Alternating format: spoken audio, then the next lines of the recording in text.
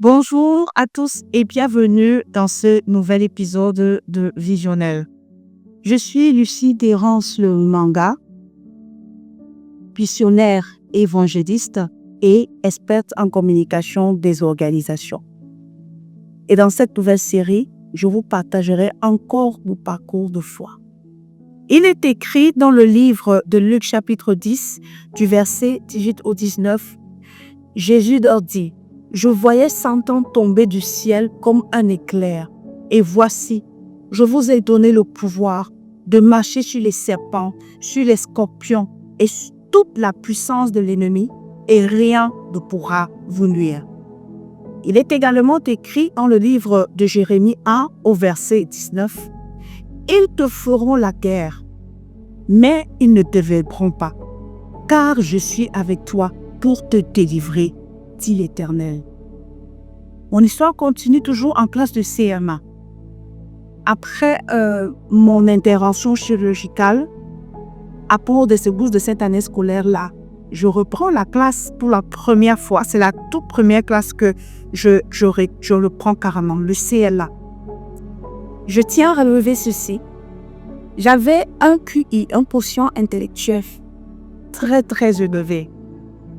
À l'âge de 2 ans, ça c'est mon père qui nous fait le rapport, à l'âge de 2 ans, j'ai corrigé une faute grammaticale que mon père avait fait dans une phrase. Je l'ai carrément corrigée. Il était à l'époque étudiant à l'école normale supérieure parce que mon père est un enseignant. Il me dit, tu vas corriger une faute grammaticale, tu n'avais que 2 ans. Et j'étais brillante, j'étais expressive, j'étais lumineuse en ce qui concerne l'intellect. Mais dès cette rencontre, en classe de CMA, il s'est passé un phénomène. Mon quotient intellectuel a carrément chuté. Dès ce moment-là. Et avec les différents chocs que j'avais eus cette année scolaire-là, pour la première fois de ma vie, j'ai repris la classe de CM1. Et quand je reprends la classe de CM1, ma petite soeur qui me suivait sur le talon, oui, retrouve, donc elle nous rattrape en classe de CM1. Je me rappelle que je fréquentais à l'école publique administrative du centre. C'est en pleine poste centrale. Ceux qui sont ailleurs, on les connaissent. Et quand je reprends le CM1, je fais ma 2e année de CM1, je vivais des choses étranges. J'ai commencé à vivre des choses étranges à l'école, des choses étranges en classe. Je voyais des choses que les autres ne voyaient pas. J'entendais des choses que les autres n'entendaient pas. Une fois à l'école, parce que cet esprit me suivait partout, même à l'école. Une fois à l'école, en cours de récréation, je jouais avec mes camarades. On aimait bien jouer les claquettes. Ceux de mon époque comprennent c'est moi les claquettes. On jouait les claquettes à l'école. Et au niveau du portail, parce que une fois qu'on était rentré dans l'école, on venait nous sortir. Sauf si un parent venait nous chercher ou bien on avait une autorisation spéciale. Donc, je ne pouvais pas sortir de l'école. Alors, comment que je suis en train de jouer aux claquettes avec mes camarades d'école, je regarde au niveau du portail. Ma classe n'était pas loin de là. Je regarde au niveau du portail. Et là, je vois un monsieur qui est tenu. À côté, on avait un gardien que j'aimais beaucoup. Il était très intéressant. On l'appelait Alonga. Il était là et il avait sur une caisse où il vendait des bonbons, tout ce que les enfants aiment. Et le monsieur est tenu.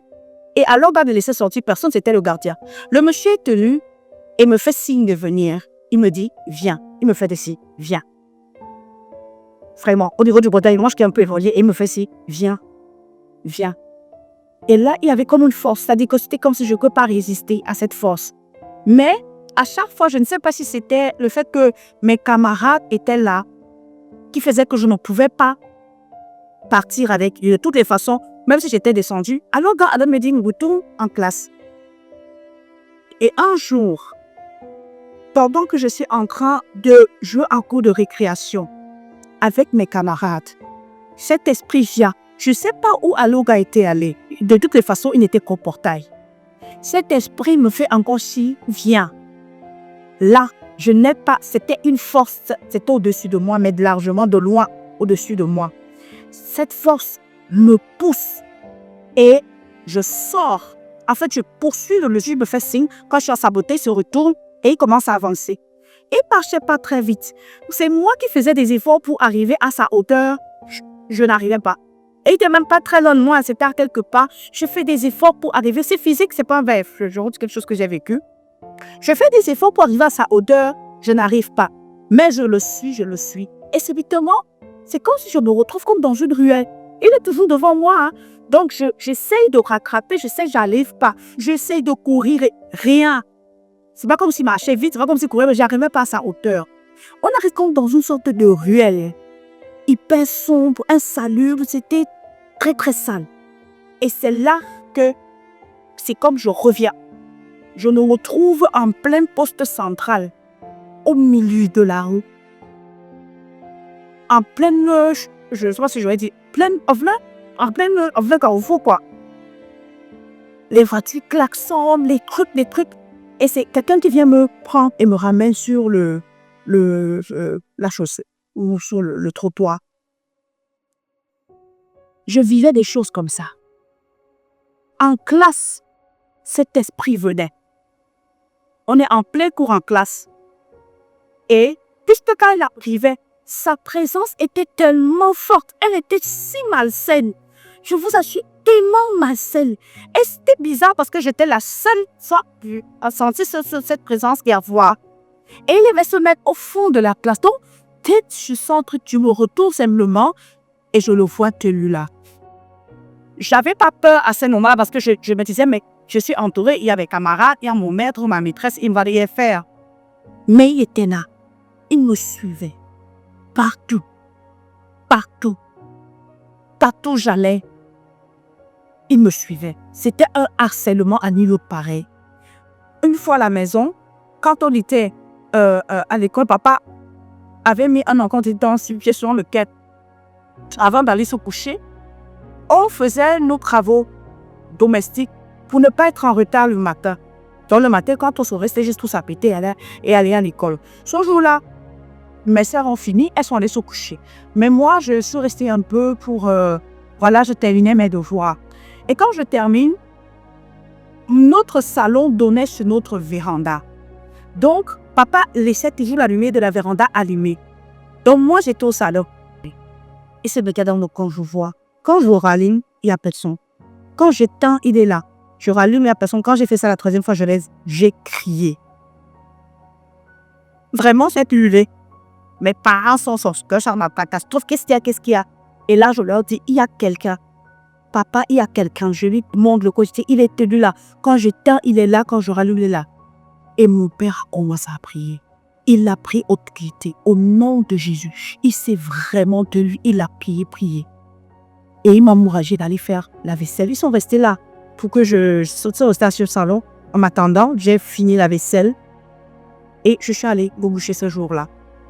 À l'époque, toujours, en CMA, à l'époque, le système scolaire était tel qu'on allait à l'école 2 fois. Donc, c'était 7h30, 11h30. Ce n'était pas des journées continues comme depuis quelques années, ça allait.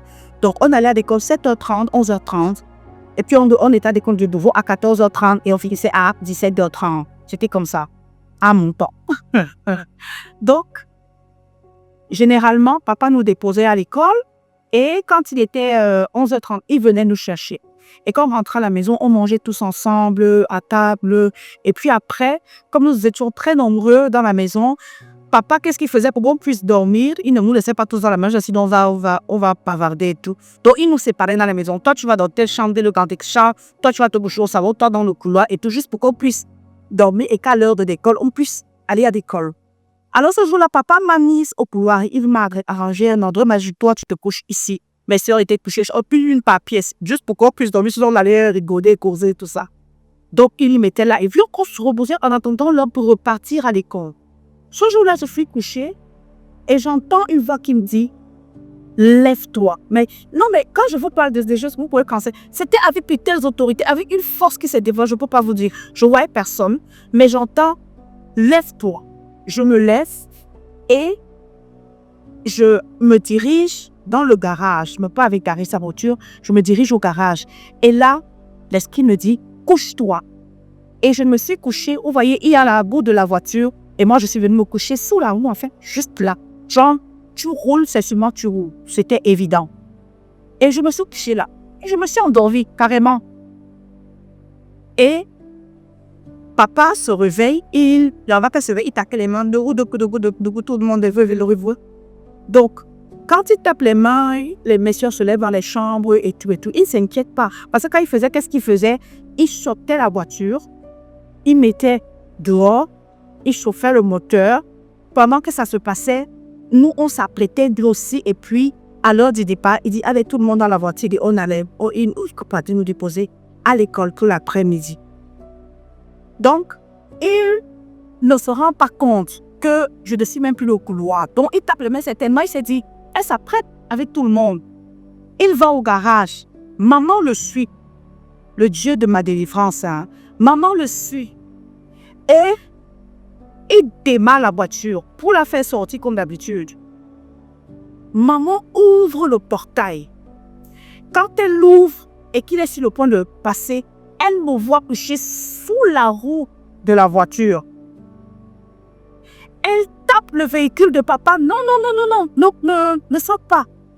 Mon père sort de la voiture, catastrophe, et il me trouve couché sous la roue. Donc, papa roulait sur moi, en fait, et je mourrais. J'ai vu mon père trembler. J'ai vu ma mère. Mon père dit, mais qu'est-ce que tu fais là? Je lui dis, je ne sais pas. Tatam, j'ai entendu, je lui explique. Ça a traumatisé mon père pendant longtemps. Pendant longtemps, pendant chaque fois qu'il voulait sortir du garage, il regardait, juste il n'y a pas quelqu'un qui est couché sous la roue et tout. Et je suis allée m'apprêter, je suis allée à l'école. Je vivais des phénomènes comme ça. Une fois en classe, moi je me suis développée physiquement très très rapidement. Donc, maman m'avait acheté un sous-vêtement. Et il était de couleur orange. Et j'aimais beaucoup le mettre, surtout à cause de la façon dont ça se fermait. Donc, je fermais ça au niveau du tout et du dos. Et j'aimais beaucoup. Et c'était de couleur orange, c'était très joli. Donc, je me liais à mettre ça. Ce jour-là, c'était l'après-midi. On est revenu, il fallait repartir pour l'école. J'ai mis ça parce que j'aimais bien. J'ai mis et je suis allée en classe. On est allé à la récré, on a joué avec mes camarades. Après, on est retourné en classe. Quand on arrive en classe, j'ai sommeil. Je n'ai pas compris le sommeil là. J'avais sommeil, je ne pouvais pas résister. Mon maître a tout fait taper, tout je dormais. Et c'est bien, il m'a dit, couche-toi. Donc, je me suis couchée sur la table banc et j'ai dormi profondément. C'est mon maître, quand on sonne la fin des cours, qui vient me lever. Doucement, Dieu, il faut te réveiller. Il faut rentrer à la maison maintenant. Quand je me réveille, vous savez, quand vous êtes développé et que vous n'avez pas ce vêtement-là, vous vous sentez comme nu. Je sens que je suis comme nu et je touche, je me sens vivre la corde du truc. J'ouvre, je regarde, je ne vois pas. Je range mes affaires, je vais aux toilettes pour regarder. J'arrive aux toilettes, il y avait plus, ça avait disparu. En pleine classe, ça avait disparu. On allait attendre, papa est venu nous chercher. Quand on est dans la voiture, je raconte, je dis que papa, il y a mon truc qui a disparu sur moi. Mon père dit, comment ça, tu parles de quoi, je ne comprends pas. Disparu comment? Tu peux aller aux toilettes? On me dit, non. Ça a disparu, je me suis endormie et quand je me suis réveillée, ce n'était plus là. Il me dit, non, peut-être tu crois que tu as porté alors que c'est à la maison. Quand je suis arrivée à la maison, j'ai fouillé ça avec mon père. On allait dans mon boulot. Chacune de nous, avec mes soeurs, on avait chacune son armoire. On a fouillé mon armoire, on n'a pas vu. On a fouillé l'armoire de mes soeurs, on n'a pas vu. On a fouillé toute la chambre, le dessous du lit et tout. On n'a pas vu. Et là, mon père dit, il y a quelque chose qui ne va pas. Mon père commençait à prendre autorité, à prier, à briller. Chaque fois que je vois parce que je crie, ou bien je vais réveiller mon père à catastrophe. Papa, il me poursuit. Papa, il est là. Papa. un signe de plein de Dieu. Écoute ma fille. Quand tu vas revoir cet esprit, quand ça va revenir, quand tu vas le revoir, peu importe où tu es, quand ça vient, papa m'a dit, tu te dis, je te chasse au nom de Jésus. C'est ce que mon père m'a dit de faire. Et donc, je suis à la maison, je ne sais plus ce que je faisais, je vois cet esprit. Et je dis, je te chasse au nom de Jésus. Je remarque qu'il part. Ah, je me rends compte que, la maison de papa, elle marche. Chaque fois que je le vois, même si j'étais à l'école, même si j'étais où, dès que je vois, je n'ai pas qu'il y ait des gens pas. Je faisais ce que mon père m'a dit, surtout que je me rendais compte que ça marchait. Je disais simplement, je te chasse au nom de Jésus. Et une fois, je dormais. Je vous parle de ces différentes manifestations avant de retourner sur le cursus scolaire. Une fois, je dormais et quand je me réveille, je le vois, il est là. Et j'ai commencé à être pressé. C'est-à-dire, je pense que vous avez déjà vécu ça. Vous êtes endormi, mais vous n'avez pas la force de lever des mains ou comme si vous êtes paralysé. Là, tu ne peux rien faire. Tu peux me couvrir la bouche. Tu n'arrives pas. Je vois cet esprit et je vois comment il se rapproche, J'essaye de dire au nom de Jésus. Ça ne marche pas. J'ai dit dans mon cœur. Je te chasse au nom de Jésus. Dans le cœur. Et je l'ai vu disparaître. Le nom de Jésus est puissant. Le nom de Jésus, c'est pas un nom comme les autres. C'est un nom qui porte une puissance parmi l'autre pareil. Et donc, je reprends le cours moyen 1. Je vais au cours moyen 2. Je fais mon concours d'entrée en 6e et mon CEPE. Je vais au lycée. Je crois en classe de 6e. Et à la maison, je n'étais plus la seule qui vivait ces influences-là. Mes jeunes sœurs et frères ont commencé aussi à voir des trucs et tout. Ils disaient, papa, j'ai vu ceci. Papa, il y a comme une petite fille qui me pousse et tout. Mon père dit, c'est pas possible. Et donc, il a expliqué, je crois, je déduis, qu'il a expliqué ça à notre pasteur à l'église.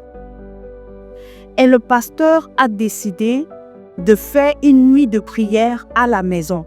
C'est-à-dire les nuits de prière du vendredi. Plutôt que ça se passe à l'église ce jour-là, le pasteur avait décidé que cette nuit de prière allait se passer à la maison.